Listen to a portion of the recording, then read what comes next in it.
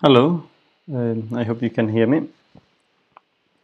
So, if you are joining your session, it's going to be only on YouTube, and if you can please share this on YouTube, you would made it. I'll really appreciate that. Thank you very much. It's not going to be in any other channel, so just on YouTube, and I'll just check everything is okay on my phone as well. So you may hear I may hear myself.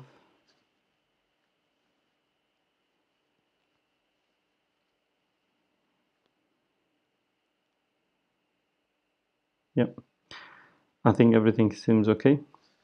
Just in case, I'll keep the live session open, and if you can hear me, please. Yep. Yeah. Yes, you can. I can hear me. It means you can hear me as well. Thank you very much all for coming. I'll try to keep the chat in front of me as well. So if I'm distracted, that's because it's about the chat.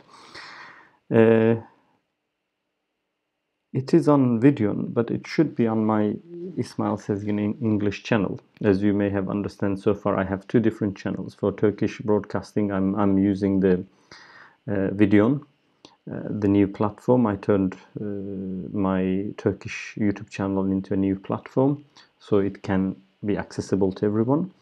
And for English broadcasting, you will be still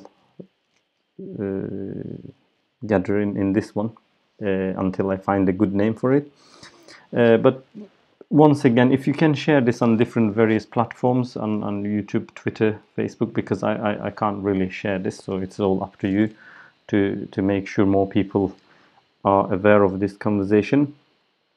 And so far there is 13 people are watching, which is good enough to start with. You can share this from the share button to WhatsApp, Twitter, Facebook, and all other different locations. Then we'll have a number of questions that has been submitted so far. I'll start talking about them, and without delaying even further, let me start with the first question. Yeah, my name is Dr. Ismail Sezgin. If you are not familiar with who I am and what I do, I'm a researcher. I am an academic who works around Hizmet education, Hizmet movement, and Turkey issues. And I do regularly try to talk about these issues. And I also try to do some Q&A sessions in Turkish. So after, as a New Year resolution, after this week, I'll be doing one Sunday in English and one Sunday in Turkish, so I can answer questions in both languages for different audiences. And as you would understand that the audience in both occasions would have, I would assume they would have different information or background information about the topics we'll be covering. So I might be more simpler in English version to make it easily understandable. I may not go as detailed as I am keen on doing on Turkish broadcasts. Once again, we are going to start with the first question. The first question is from Muavenet Gemisi on YouTube, on Twitter. He said, because as a response to my questions, yes, I have an answer. If there are traitors in the Hizmet, how will we find them? I think we have some, he says. So this is based on, he thinks that there might be some traitors in Hizmet movement, and how we can identify or find them. So as an expert of Hizmet movement, I'm supposed to have an answer for that. So again, in my opinion, there may be, yeah, but as traitor, when we define a traitor, what are we defining as, a traitor to an ideology or an organization? Because often any idea that successfully turned into an organization, a movement, when it has bodies and bureaucracy around it, then you may see the idea, the ideals and the main aims of the philosophy might become and transform into protecting that organization, that group, that philosophy. In this case, for instance, Hizmet is an idea, so people can work around education, dialogue, and charity activities, but they also formed a lot of organization. So treason can be, towards the ideas, about the education, dialogue, and charity activities, or it can be towards the organizations. Because when ideas emerge and turn into organization, people also expect loyalty to organizations or organizational bodies or the people who represent organization, which may not be originally required in the beginning of the movement as an idea. So I think, if we can differentiate between two, and it might be easy to notice who, whether there is any traitor, which I assume he means like the ones that turn around and badmouth about Hizmet, or even go further and become the regular TV show people who talk the worst about Hizmet movement, like Nurettin Veren or Latif Erdogan and others. If you don't know them, you can Google them, or you may avoid Googling them as well. That's a different issue. So I think to avoid any sort of treason, to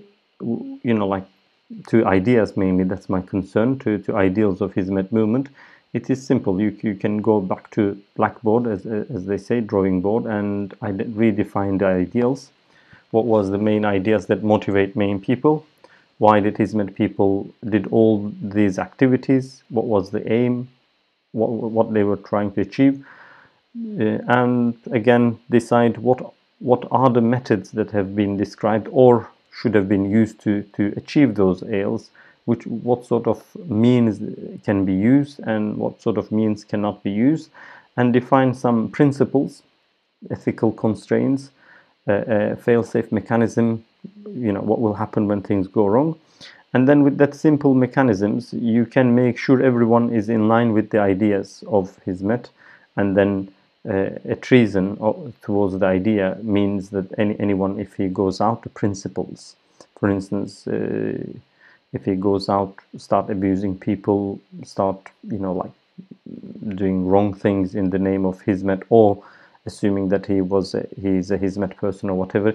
Similar stuff that we have seen in the near history of Hizmet movement. Like in the last 5-6 years, you have realized many people actually used and abused Hizmet movement activities to gain more money, or to become more famous, or to be to get construction contracts from the government, whatever. And they left Hizmet because they use that as a mean to an end. So if you redefine your ideals and your methods to achieve those ideals, and clarify the means that you are allowed to use, turn them into principles, put some ethical constraints and some principles, at the heart of the idea, and then anyone who goes out of those principles can be easily identified. Oh, this is not a Hizmet principle, so you are betraying the idea. It's easy to say. But when it comes to organizational betrayal, you may think some people are very good for the organization, they are very honest and very working, like they are defending and advocating about Hizmet and this and that, and you may end up seeing that they were actually harming the most. Or they might think that they are helping more, but you may realize they might harm more. I will come to YouTube questions once after I finish. You can write them, no problem. At the end of it, I will answer them. Now I'll move on to the second question.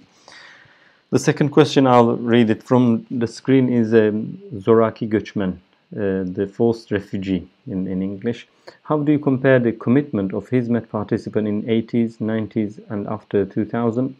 On the other hand, the ones that in the West and in the East right now, Why did I ask this question? He asks himself. I have moved from Central Asia to USA and realized that the attitude towards the forced migrants is quite different. Even though the democracy and human rights are very bad in ex-Soviet countries, like Central Asian countries, the people and the attitudes are quite warm, like Hizmet participants as well. But in the West, democracy works, but the attitudes are getting cooler. Then I ask a few questions what you mean by attitudes from the local Hizmet settled people in the West years ago and the participants towards the newly migrated ones. So this is a very hard question and important ones. First of all, there are good examples. We can't say everything is bad, you know, like all there are very good examples, you know, like we hear them as well. The fact that some people have a bad experience shouldn't clear them all out. And there are bad examples, and there are sometimes terrible examples as well. Unfortunately, the person who asked the question might have some of those bad treatment, let's say. Well, it's a big question, East and West, old and new. There is generational difference. There is from idealism to organizational level. You know, like you may compare when things are more romantic and emotional to where things are more structured and organized in a way that people think that, oh, there might be someone who is responsible to do this, so I don't have to take responsibility, which might be today's understanding in the West mainly, to times where everyone used to take responsibility because there wasn't anyone who is taking responsibility. So I think there are some reasons why forced immigrants are having really difficult time. First of all, their expectations might be high, you know, like high as, you know, when you go to any country, you look after each other. It was the main common practice, but the main structural challenges, the financial troubles and this and that have affect those capacities a lot. The human resources are so diminished, so it's not as good as it could have been if things are slightly better. The second thing is, I think people, you know, like who are settled in the West may not really understand what's going on in Turkey. So after all, it's a distant issue, and the whole information comes through social media or sohbet circles or in different mediums. So it is not as good as the reality itself. I think we might fail to understand what sort of traumas people might have suffered because no one has experienced until now. No one experienced crossing through rivers and muddy areas and walking miles and miles to get to somewhere safe in a safe country, being harassed by the police or being persecuted in a different way, losing everything. These are lifetime experiences, and it's very hard for anyone to understand these issues unless you talk about them. So I'll come back to, please write all about these experiences in your blogs. It's very important to share your perspective. Unless you share it, no one will know about it. The second thing is the number of immigrants are very high, that more than the settled communities in most of the cases. And the host communities are not really settled. They were very much dependent on Turkey and Turkish support. So once the source of support, the Turkish people become the source of, let's say, burden, things are changed very quickly. Like, you know, the place where you used to look for some help, financial aid, organizational aid, human resources aid to Turkey, become the main place where you have to now support and aid, at the same time look after people who came from there. So, you know, like it makes everything stretch too much. Third reason, I think Hizmet people in the West are not effectively using the state and civil society channels enough, which means like when someone comes into the country, you don't have to look after all aspects of the person. You should be able to combine that person and his needs to the local service providers and help providers and information providers. And if you make them able to deal their issues themselves as quick as possible, then you will turn that liability into an asset. But unfortunately, we have this romantic idea about like trying to look after everyone. Then it tires out everyone, and they can't really handle it. It creates a lot of frustration that people don't want to even mention. But in some cases, for instance, in Germany, in different parts of the world where people integrated themselves, has a lot of find it a lot a lot easier than people who are trying to integrate via Hizmet people or other Turks, because those Turks themselves have not very well integrated. They don't know what the state can offer, what the civil societies can offer, what the society, how to help and rehabilitate the traumas that an immigrant might have had in his time. So these are the issues. I think it's not viable in long term, because no one is thinking that this might go on further and it can get worse in coming years. Like the numbers can increase. As we know, not only Hizmet people, different secular communities are trying to get away from Turkey as well. So it will create a lot of, it will stretch all the stresses even further. I would advise people who are migrated to try to settle themselves, find, like the local channels and directly engage themselves, however other peoples are doing, and keep Hizmet channels as secondary option. It will avoid a lot of disappointment, and it would help you to move in better, let's say. I do understand, I don't want to sound very mean at this level, but I'll talk a little about what can be done in this matter in one of the coming questions. But these are the thing. I think people are having an empathy problem. They don't really understand what Turkish immigrants has gone through. Two, the numbers of immigrants have already outnumbered in most places the numbers of settled Turkish community. Three, the Turkish communities are weak and unorganized. Four, the Turkish community is not creating a good, viable channel between the immigrants and the host country, not themselves. They're not, like making good bridges to make them use anything available for the immigration, any support that is available for the immigrants. And the forced immigrants might rely on too much on Hizmet, assuming that they would help them. But actually, if they were to go out, they might find a lot of caring people listening them and helping them. And I think in long term, it is not viable. Thank you very much.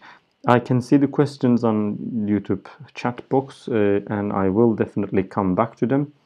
And please, do keep sharing and liking the video, and we might have more people coming in. I know the numbers are not important. Many people comes in and watches these videos afterwards. So let's move on to the next question. So the next question is why 0646 says, what can we do more than this? Only tweeting, retweeting, or other stuff on social media are not enough. I feel like we are deceiving ourselves. People lost their lives. I only watched. I couldn't do enough. Only prayed. Worst point is, I don't know what to do.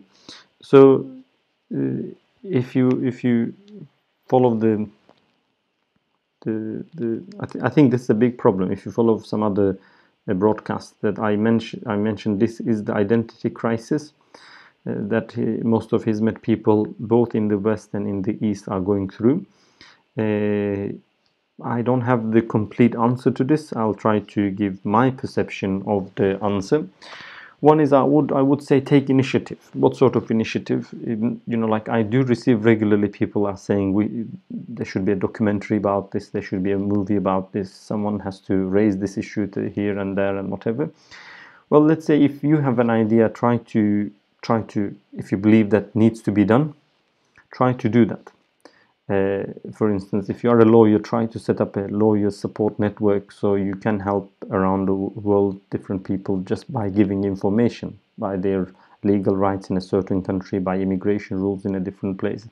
For instance, there are a lot of nitty-gritty details, like if you were to go to USA, it's not the best idea to apply for immigration in the airport. That will take you through a 40-day detention in a not very good detention facility.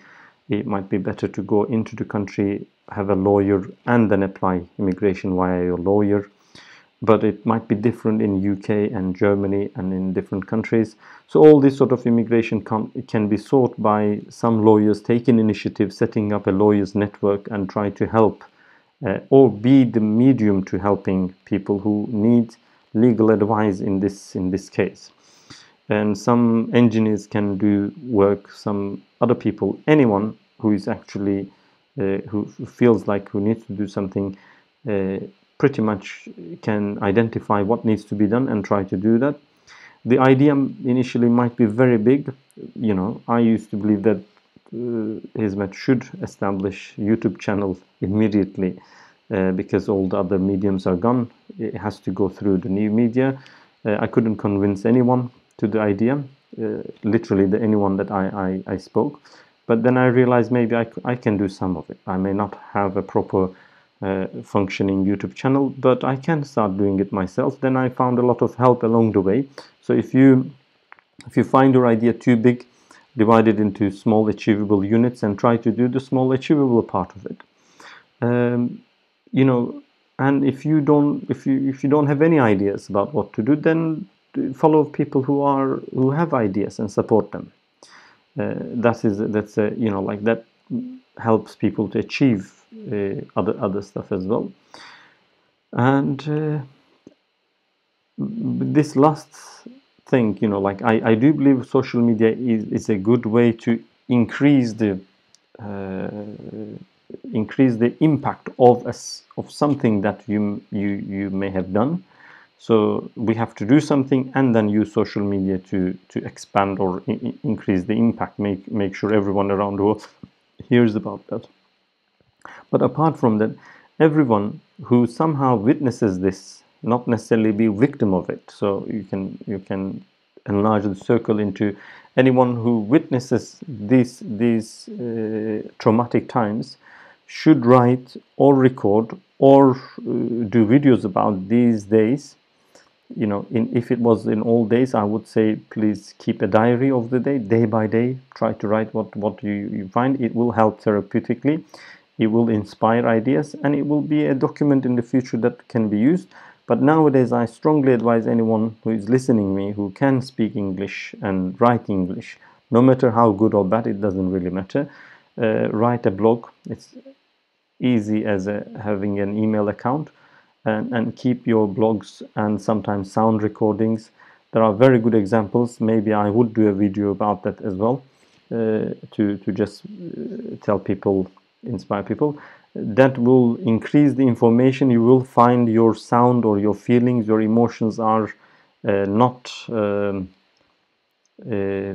You're not alone in those emotions. You'll find people who are thinking like you. Then it will create a synergy. Then you'll realize things are changing.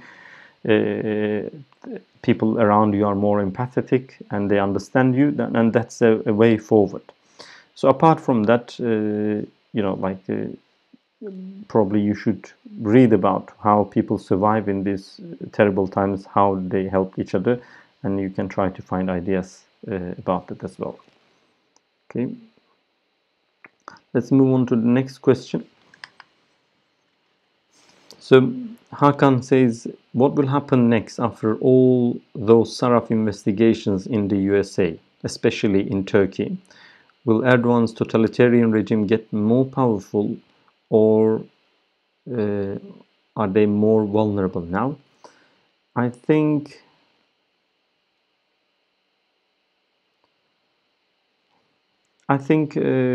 first of all, it can go both ways. It can be good or bad. For instance, yes, Erdogan is now more vulnerable for the other states, which means Turkey is also more vulnerable with a compromised leadership and government, which means a lot of people can force government's hand to do something. That explains pretty much why Erdogan has to buy stuff from around the world whenever he visits a country. the trade is the most important thing. Even to maybe get those meetings, he might have to promise a certain amount of purchases or trade deals, so that there is a reason for that country to host Erdogan.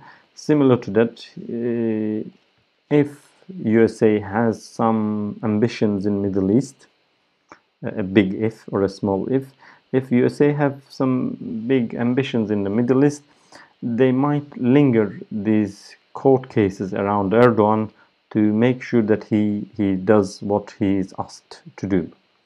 So, for instance, many people like Abdurrahim Karsli and others says that he should help establishing a Kurdish state. So, if that is the case, then now he's more he's in a weaker position to negotiate. He'll have to do whatever they say. So this doesn't mean anything will get better for Turkish people. It may create chaos in Turkey, but even when it create chaos, economic crisis or anything in Turkey, it doesn't mean that Erdogan loses that chaos. He may just crush his opposition and become a proper totalitarian dictatorship.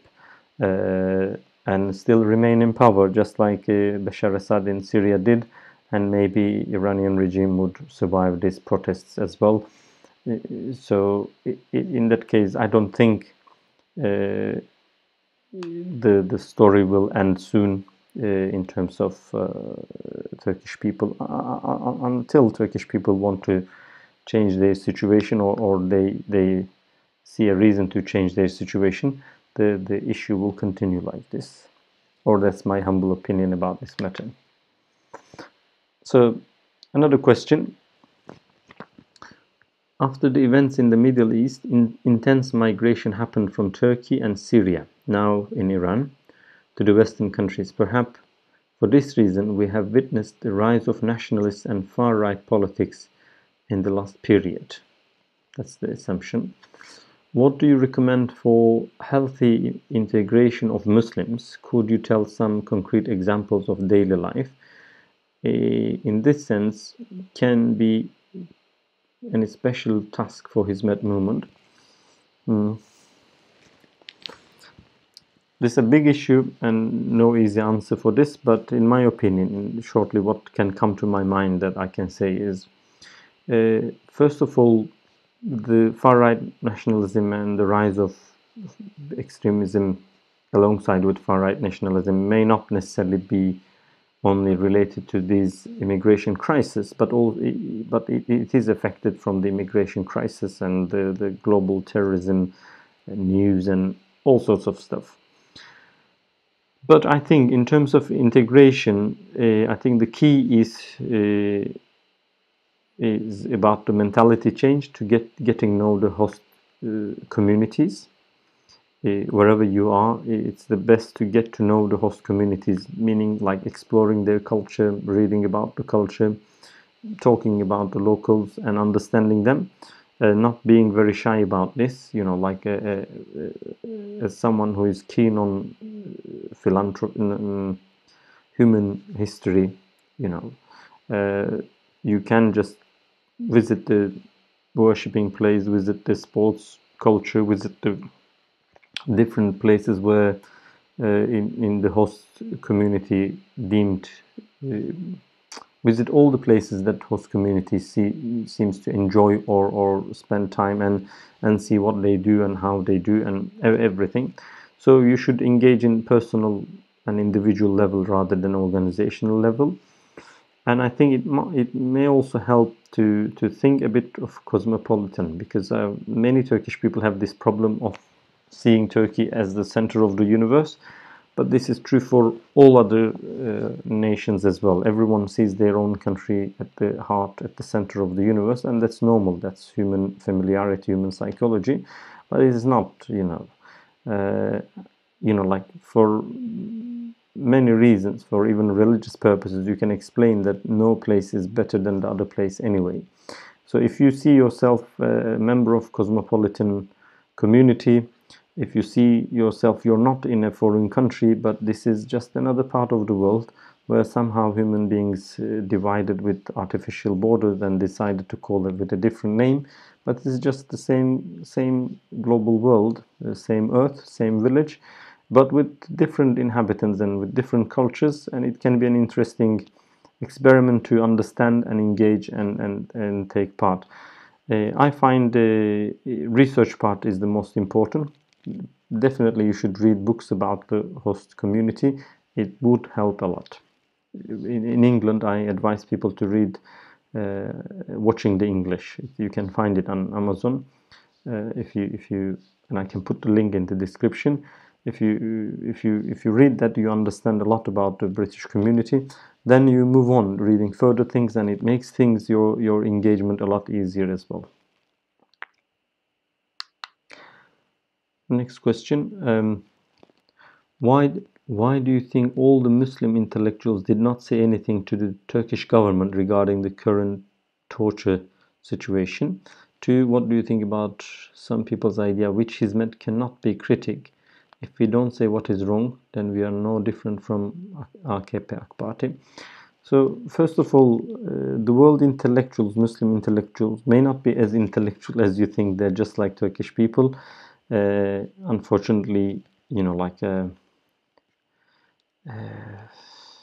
we can see and learn a lot about what we are made of as well. Similarly, Hizmet intellectuals never said a word about the problems around the world and the different Muslims and their problems. We don't really have an empathetic ear. This might be a lesson for us to have a more empathetic ear and listen to other people and respond to that in a just way. The second thing is they learned the Erdogan's narrative, so they didn't learn anything else. And Erdogan's narrative is a very well worked, simple, understandable, relatable narrative. There is a PR campaign behind it. There is probably a genius mind behind it as well. But in comparison, there isn't a counter narrative. Now I'll say a few words in here, since there is a bit of the second part is about critique as well. For instance, if you go back 5 years, not too much, in 2010, ask Hizmet people what's wrong with the country, they'll tell you about Ergenekon is trying to do this and do that. And then later in 2011, 2013, that's Iran and Iranian influence in the country, Persian infiltration. And then after 2013, this is Erdogan authoritarianism and stuff. And alongside with it, then, like sometimes you can hear the Pakraduni and this and that. And now recently I can pick on some Anglophobic tweets and narratives as well. So it's keep changing. When you don't have a clear understanding of what's happening, and if you think this is a special treatment to you, never ever happened in the world history, you don't even find a relatable incident. Like for instance, Erdogan is becoming like Putin. This may explain a lot of people, a lot of things. Nowadays you can say Erdogan is becoming like Bashar Assad, or he's following the footsteps of Iranian revolution.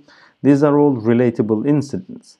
But when you are presenting your narrative, if it is very complicated and very nuanced, it probably means that you don't understand what's going on as well, so you can't explain it. When you can't explain, people can't understand. But in this case, I believe Hizmet doesn't have a counter narrative, so that's the main problem. So that settles the criticism issue in here. Yes, I think it's very hard within the Hizmet culture to criticize. First of all, to criticize means you may criticize to understand better, you may criticize to improve, you may criticize to point out something wrong. Unfortunately, the most educated part of Turkish conservative Muslim community, the Hizmet people, fail to understand that not all the criticism have to be understandable or even right or wrong. There is a margin of error for everyone, and just because you criticize, you shouldn't discourage people. You should encourage people. If you're doing right, that's nothing wrong. If you're doing wrong, and the fact that you can ignore or shut the person up doesn't mean that that problem will vanish. Like for instance, recently on video and TV YouTube channel, we have broadcasted Adem Yavuz Arslan's observations on the Sarraf case, and many people just were very angry just the fact that a journalist was broadcasting about that issue, as if, you know, like if he ignores that issue, if he doesn't broadcast, that issue will not really be a matter. So that mentality is the mentality when you listen to someone whom you don't disagree. He might be wrong, he might be right, or he might just share his observation about a court case in New York.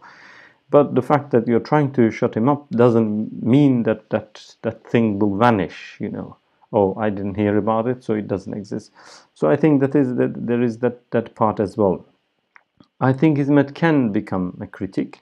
I think it was a very critical movement. It based on its original activities, on the criticism of the previous activities, and it emerged new institutions, it answered new challenges, it created new mechanisms and methods and schools and education systems, and even going abroad, you know, it created a lot of new things, which means that there was a critical reading of the history or the tradition or the human capital, and they managed. But of course, every movement stop at a point to do these critical readings, and they become protective, you know, conservative about what they have achieved so far, and they go down in the history like that. You know, they if no one can break that cycle, it can become a solid, solidified, unchanging idea that has a core follower group, but that's it. It loses its power of impact. Just like Nokia once upon a time was the 75% of the all mobile networks, and it's not too far. You know, it's very similar to Hizmet history. Actually, I would like to mention here. I was thinking to specifically talk about that. But if you look at Nokia, for instance, in 1991, they started their motto is connecting people, and they made the first phone call, mobile phone call, with Finland prime minister calling another guy, and then they dominated the whole mobile phone market, 75%. In 2006, although they were the first people, who started the smartphones, they couldn't actually keep up with the iPhone, and you know, they couldn't catch up with the idea that iPhone will revolutionize, you know, like the mobile phone industry. And once they have realized in 2011, 2012, they tried to respond to this. Initially, they responded very well by involving musics like iPod and the other products, if you look into detail. But they were too late to respond to that crisis. Between 2011 and 2013, they were so behind. Then they start, since 2013 to 2015, in 2-3 years, they diminished to 2% of the mobile network. And then recently they are sold to Microsoft for almost nothing. And their core product of Nokia 3211, 10, is a very successful phone. They reinvented that phone again and again. If you go on their website, you'll see it takes like a month battery life, but nobody buys that except old people. So Hizmet can move on to, let's say, iPhone, or it can stuck to its own its existing mediums and improve the Nokia 3310, which is a legendary phone itself. Nobody denies its value, but there is a transition that it has to be made, and it depends on whether Hizmet has enough capacity to make that critical look and improve their answers to the questions that the world is posing. The world is posing much different questions than the than it was posing in 1960s, 70s, 80s, even 2000. Today's problems are much deeper and much different and much global and much complex.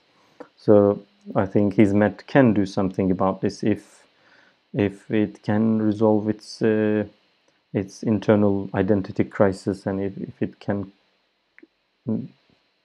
promote the critical thinking within itself and learn and move.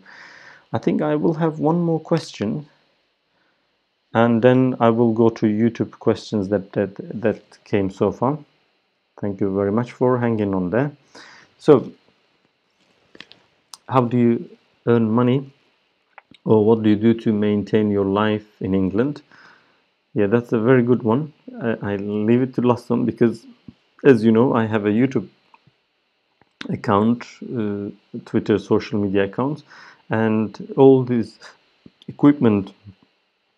Well, all this equipment I have bought and investment I do, and for my time, I have a Patreon account that people support me. So far, I have over $1,200 a month support from different people, 150 different people around the world who wants me to talk.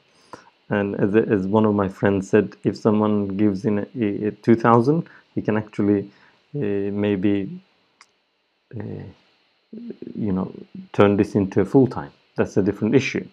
But I do this only part-time. My full-time job is I run a language school, which you might, if you go through my Twitter account, you may find which one is that.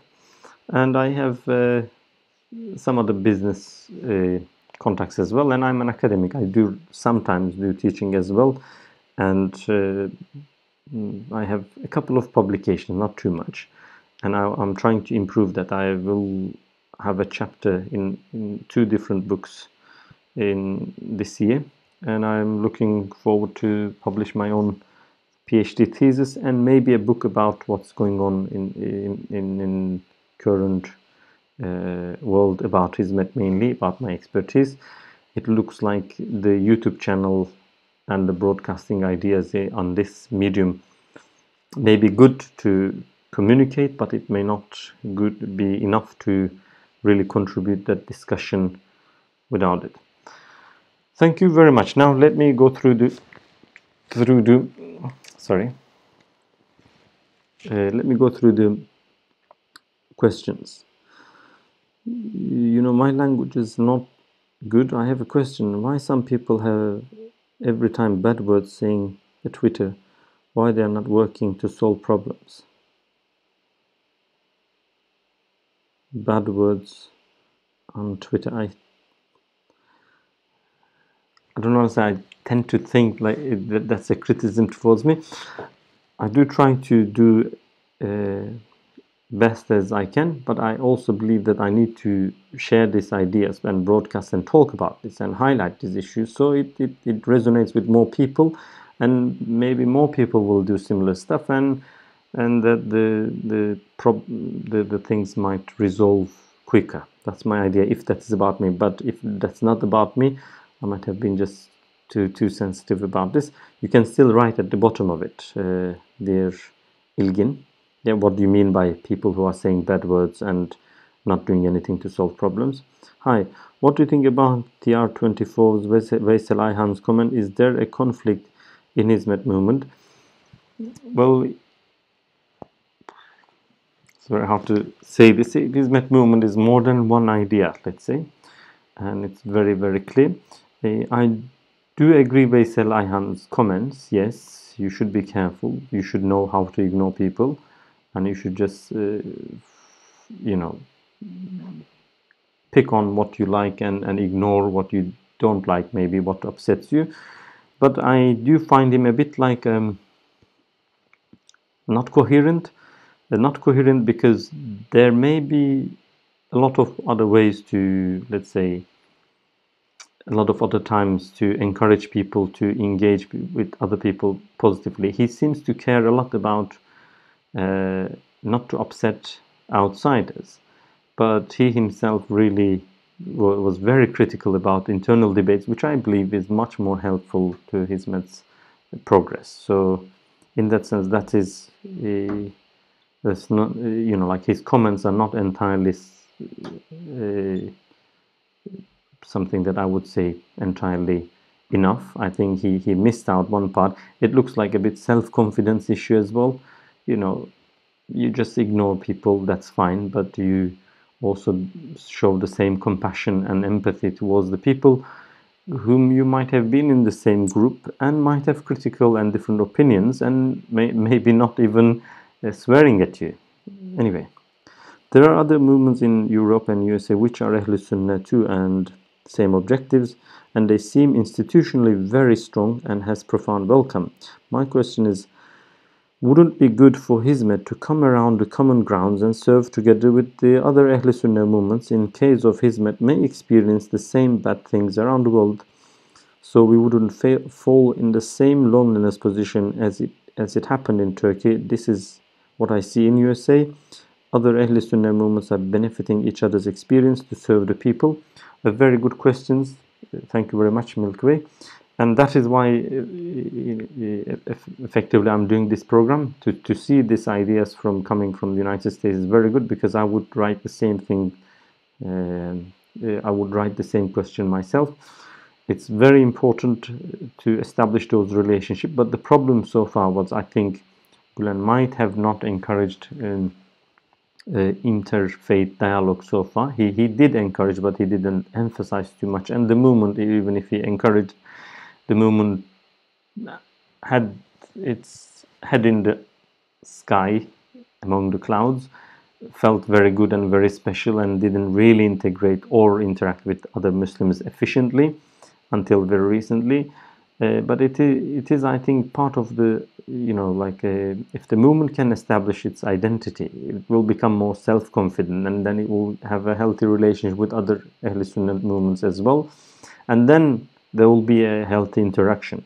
I think although the Hizmet movement is around more than 40, maybe 55 years, especially since 2000, we are seeing a forming of a global movement, forming from a transnational Turkish movement into a global movement. I think this crisis will help Hizmet movement to become a truly global movement, which will allow Hizmet to engage in a better way. It won't happen itself. It will happen by the people from the Hizmet acting and thinking like a global movement as well. But I really thank you for the question. Abdurrahman Gülen. Fethullah Gülen, in his speech on December 11, 2017, proposed some methods of healthy integration of the members of Hizmet movement who had or will have to immigrate to the Western countries. Do you observe that these recommendations are implementing in a timely and adequate manner? I'll have to go back and look into that. As someone who is familiar with the Gülen's writings and listenings, I didn't find anything exceptionally different in that speech. So, it's not like one of the speeches that I picked up very strongly. I think it might be just a reaction to what he heard recently, and he encouraged people to integrate. That might be. I also observe people are not refusing to integrate, but like they keep looking backwards towards Turkey and like checking on Twitter whether anything changed, whether the situation will resolve quickly and they'll go back. I think many people are still feeling like as if in the near future things will change and they'll go back to Turkey, so they're not settling in. I think he's slowly trying to encourage people to settle, to integrate, to settle. I think it will increase, that tone of speech will increase once people are out of the pain a bit.